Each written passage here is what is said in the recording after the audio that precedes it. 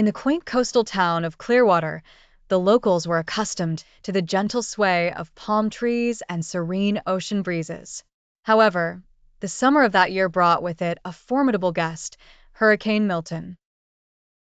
The storm had been building in the distant Atlantic, a swirling behemoth of clouds and fury, growing steadily in strength and purpose. Margaret, a seasoned resident, was well versed in the art of storm preparedness.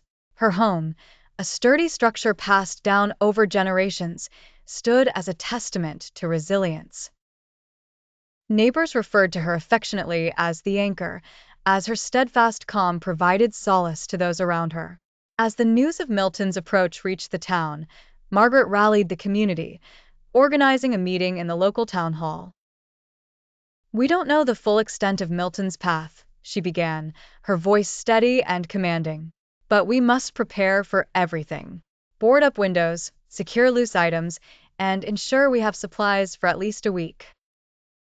Her confidence was infectious, with the townspeople nodding in agreement, resolved to face the storm head-on. As Milton neared the coast, the skies grew ominous, the air thick with anticipation. The once tranquil beaches were now a cacophony of crashing waves and howling winds. Margaret, along with her neighbor Jack, took it upon themselves to check on the more vulnerable members of their community. Elderly residents were assured of safety, families were escorted to refuge centers, and pets were gathered and sheltered. The storm struck under the cover of night, a fearsome spectacle of nature's power. Yet, the town of Clearwater held firm, bolstered by their spirit and Margaret's unwavering leadership.